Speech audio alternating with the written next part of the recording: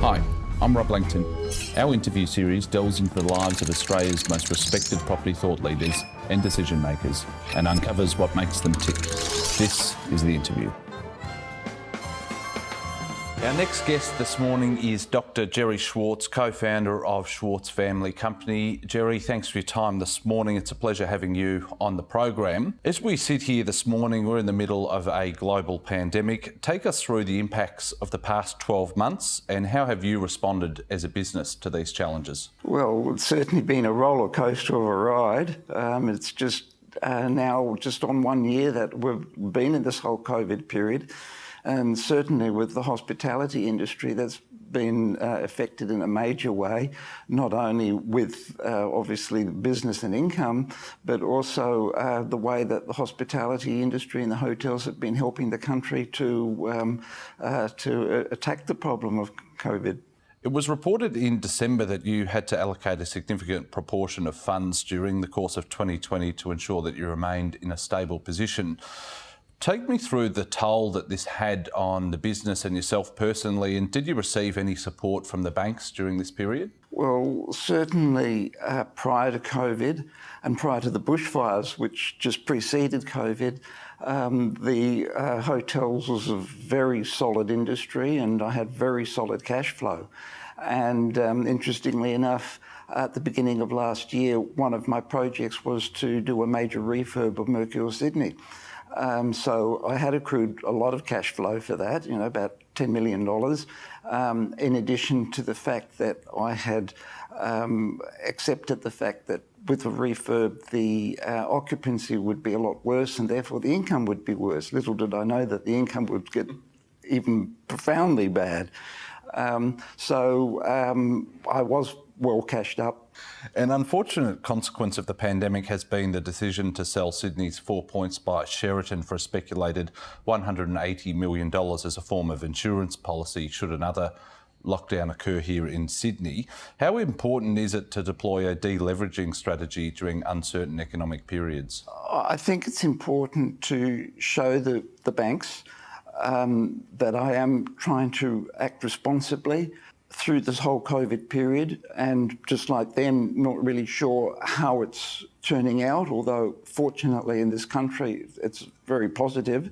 And in addition to all the other concepts that we've done to lower the cost, to work with government to fill the rooms with quarantine guests, albeit at a lower income, and all the other strategies that we are doing to contain our costs. It's also important to realise that there are issues, covenants that the banks have, which is ICR and LVR, and that it's better to be proactive and to understand that, of course, during uncertain times, they want to lower the LVRs. So that really is the main reason that I've thought it quite important to increase my equity and decrease the leverages whilst there is still such demand for Sydney CBD hotels. So, as upsetting as it is to have to sell one of my hotels, I think it's really important to make me strong and to maintain my strength in my other hotels to let one go. And speaking of demand, how are you finding occupancy rates across your portfolio at the moment, and how long do you think it'll take before it rebounds to pre-COVID levels? Oh, this is obviously the big discussion in the hotel industry. What's been so interesting, of course, is that my weaker, in inverted commas, hotels, which are the leisure hotels, the ones which have not been earning me money, are the ones that are suddenly doing so well. And I've got two major regional leisure hotels, the Fairmont and Crown Plaza Hunter Valley, as well as my two more recent hotels in the Gold Coast. And of course, these are performing so well, whilst those hotels, that is Sydney CBD, of which I have 7 hotels, which were the strongest, enjoying over 90% occupancy, they're the ones, other than the quarantine use, are the ones that are suffering so much. I want to talk about your family history now. Both your parents, Eve Schwartz and Dr. Bella Schwartz, had a major influence throughout your life. Tell us about them and their significance on your own life. Well, we were a close family, so of course they, being my parents, have had a big significance on me. They were both migrants from Hungary and both came to this country, established themselves, obviously quite successfully. They instilled on me the need to work hard and to strive to get results. And what are the most important lessons your parents taught you, and how has that guided your decision-making and values over the course of your life so far? Well, as I said, they taught me to work hard, and they taught me that things don't come to you. I suppose, interestingly enough, in some families, one talks about politics at the dinner table, other people talk about religion at the dinner table. We talked a lot about business and about investments, and I guess for me it was quite a natural thing to understand business and to be involved in the family business. And what were you like as a student growing up? Scholarly. My favourite subject was maths, which of course has been of great help. You know, I was pushed to go to do actuary and accounting. As it turned out, I suppose, largely because of my father's medical background in dentistry, I went into the medical field. I guess also it's a bit like the tortoise and the hare. Because I was scholarly, I didn't do that much sport at school. And I was more into the books and all that. Whilst eventually now I've found that whilst all my friends have hip replacements and knee replacements because of their involvement in sport, it's now myself that's trying to keep fit with sport, doing triathlons and swimming and bike riding. You graduated from the University of Sydney in 1979 with a medical degree. Where did your interest in medicine originate from? My father was a dentist, so there was obviously the family involvement of medicine. I guess because he did dentistry, and you know, I saw how often went to his surgery and saw and sat in his chair as well. My interest was certainly not in dentistry, but they were spruced in medical background. And I guess being academically versed, it was always instilled in me that you've got to go to university. So I guess one would have to pick one of the university subjects, and that one was closest to my father's one of dentistry.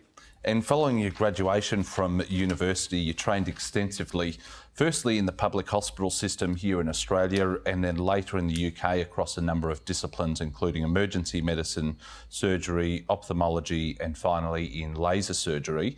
Talk to me about this period of your life. One thing I love about medicine is the journey of specialties that you can go through. I was always interested in the surgical streams, and I commenced my training in surgery, which then went into ophthalmology and then went into cosmetic surgery. In addition to that, my first marriage was to an Italian doctor. So I spent quite a bit of time in Italy.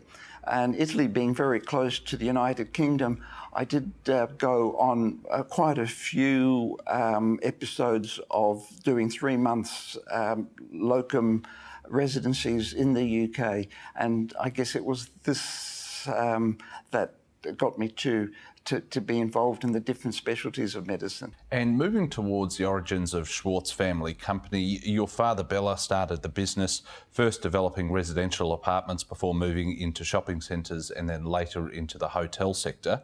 Where did the family's interest in property originate from? He originally, as a dentist earning money, invested in some terrace houses in King's Cross, which later became the King's Cross police station.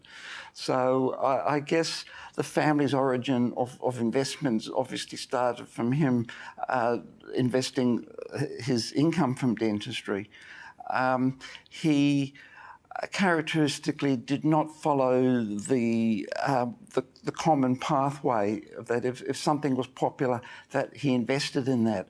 So when he built units originally, that was not a popular investment class in Australia. Then he moved to shopping centres when it was not a popular investment class, and he sold out of them when they did become popular. When he commenced in hotels, again, that was not a popular investment class, and therefore he purchased hotels at a good price and improved upon that. And following his passing in the year 2000, you and your mother Eve had a portfolio of 3 hotels before adding another 2 prior to her passing in 2005. Take us through the portfolio at this point in terms of where and what sort of assets you held. During my father's life, he had invested in hotels in Sydney and in Canberra. Once he died, my mother and I varied the investment strategy from shopping centres, which we also had then, to hotels. And in fact, the first hotel that we bought together was Ibis World Square, just across the road from here. And this was actually our first involvement with Accor, which was a young company in Australia. Then we purchased another hotel in Sydney CBD. And once she passed away, then I continued purchasing hotels based on my cash flow, on the value of the current hotels that I had, and that also then allowed me to increase my borrowings to purchase new hotels. And from that period to today, you've gone on somewhat of an acquisition spree, adding at least 10 assets to comprise a portfolio of some 15 hotels now. What has been your strategy for growth over the years? Largely to invest in hotels that had a lot of upside. And by improving them, their value went up.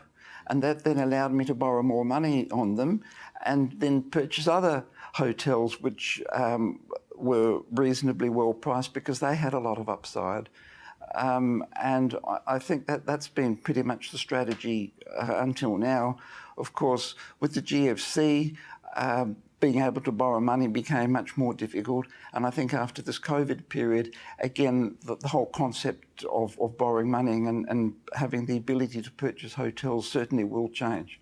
What are the fundamentals the business considers in terms of either site selection if you're developing a hotel, or in terms of lease agreement if you're taking over a hotel, or if a new management team's coming in? In general now, most hotels work on management agreements rather than lease agreements.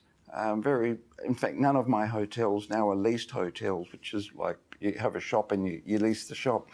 Now it's about working with the management company to not only improve the product, but also to maximise what you can get out of the product.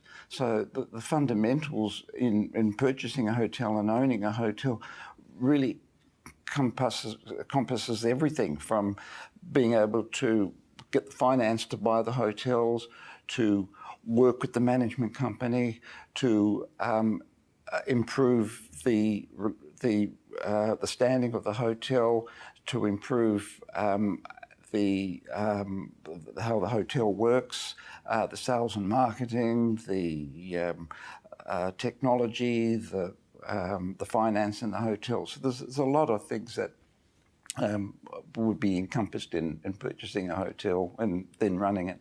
In 2019, you acquired the Paradise Resort on the Gold Coast, which you mentioned earlier, for $43 million, as well as the Hilton Surfers Paradise for $70 million.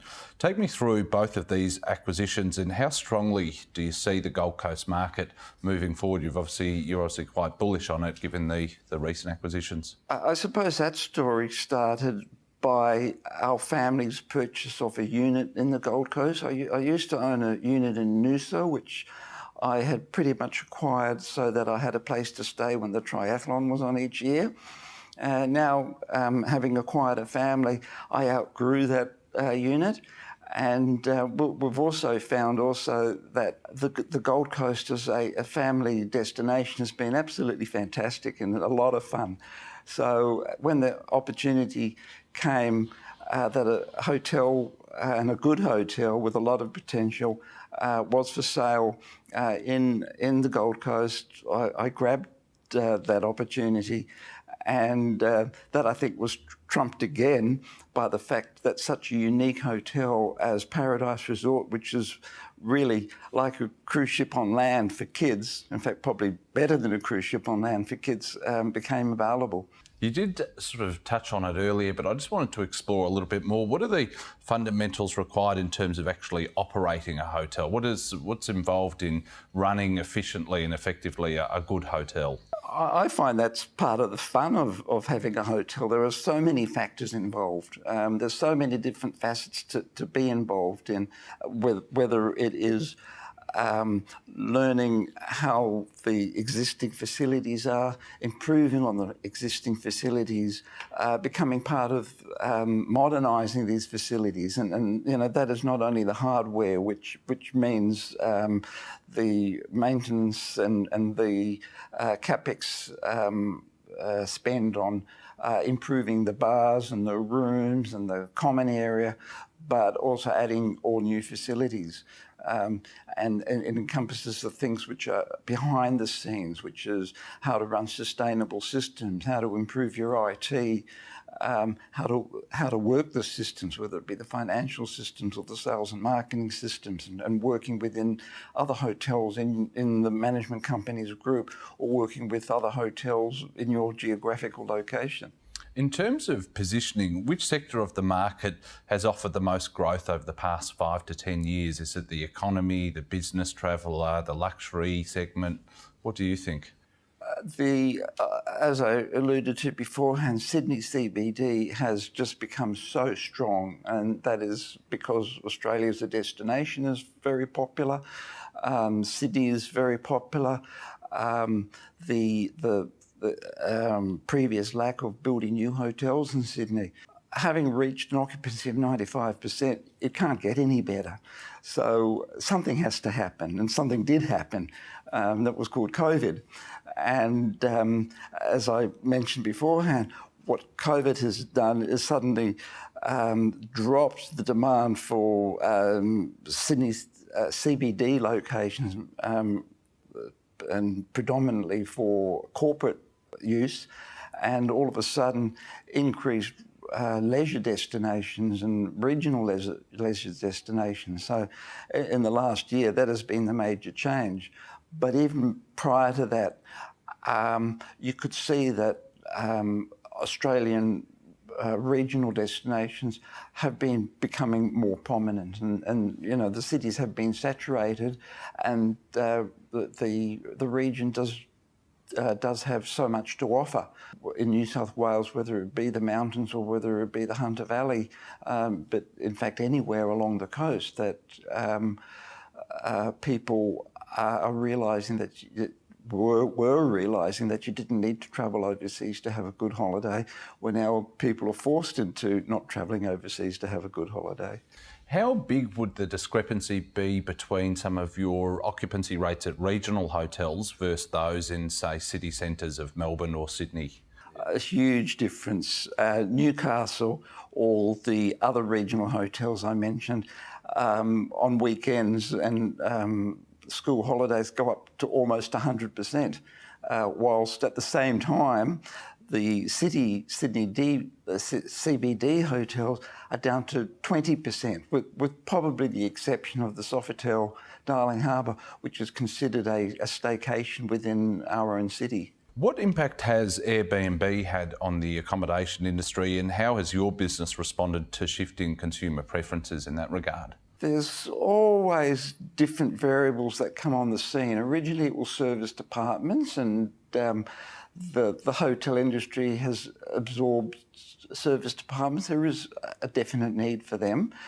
Just like Airbnb, it is an experiential situation, particularly for families.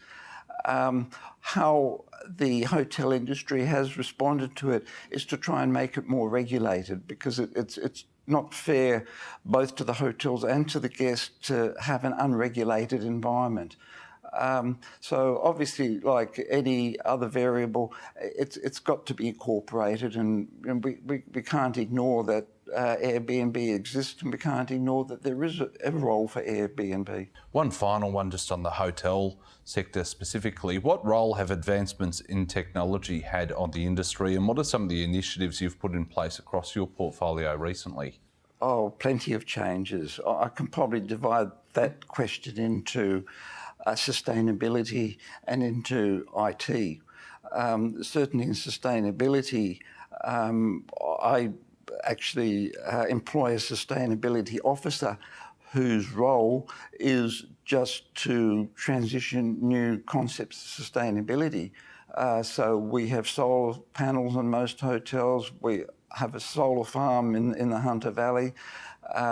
We do all things necessary to try and minimise the wastage of power, water, cardboard and glass and things like that. So certainly sustainability is a huge factor that we are involved in. As far as the IT goes, in the past that has been a facet that you needed to invest in, but you didn't really see any return. Now with COVID, that's changed it a little bit, that the issue of having touchless check-in and touchless key cards has necessitated a speed up of the rollout of IT issues. And there's a lot of other IT things that have come, like SMS messaging between the hotel staff and the guests, having a lot of things paperless, folios in the rooms, increasing of the internet availability to guests and the number of different devices that they use. So there's been a lot of increase in IT demand. Outside of property, Schwartz Family Company has a diversified interest in a number of sectors, including aviation with Blue Sky Airways, hospitality with the Sydney Brewery, and sustainability via the World Green Council. Take us through each of these ventures and what they mean to you. Involvement in aeronautics and aeroplanes probably came about by the fact that I was too lazy to drive from here to the Hunter. So I wanted to invest in seaplanes and opening that service up not only to myself to get to the Hunter region, but to our guests. So that's a sideline that I'm certainly ambitious to follow through. I've established a brewery probably 17 years ago, and this began by the fact that I had a pub and we put a small brewery into the pub, which obviously in this country did so well, plus the fact that I had a lot of distribution through my hotels. So the brewery kept growing and growing, and we relocated it and enlarged it in the Hunter Valley together with a bottling plant. And that brought along all the corollaries, like now we're making apple cider. We're also cultivating grapes and growing wine. The beer is a starting point for making whiskey, so now we make our own whiskey. And our latest project is bottling water, Hunter Valley water, in glass bottles to not only distribute throughout our hotels, but also to put onto the market. Now, you also have your own charitable organisation, the Schwartz Foundation, which was established in 2001. Why is philanthropy so important to you, and what are some of the causes you dedicate your time and resources toward? Well, after my father died in 2000, my mother and I thought, well, you know, we had a lot of money in the family. Let's just give a portion of it away to so many causes that we see. Obviously, there's a lot of knocking on our doors. Are we able to give money and give goods in kind? So we thought that probably it would be best to establish it in a formal way and set up this charity. And that is in addition to the fact that within the hotel industry, there's always a lot of requests for accommodation, for prizes, and for charities, for prizes, and for auctions, and also for and with the brewery to help support different functions. Now, my final question, and probably something that a lot of people don't know about you, but you still practice as a cosmetic surgeon at your medical centre in Sydney, the Aesthetic Surgery Centre. What keeps you practising as a doctor? That I'm good at it. I do limited types of cosmetic surgery, blepharoplasties, which are eyelid removal of eye bags, and liposuction. And I've been doing this for decades, and it would be such a shame to give away my knowledge and stop doing it. Also, too, I find that the patients that I do operated are very grateful, and it also gives me pleasure to be able to quickly make changes that improve their lives. Well, Jerry, you've lived an extraordinary life. Really appreciate you coming onto the program and sharing your insights. Look forward to seeing what's next, and all the best for the year ahead.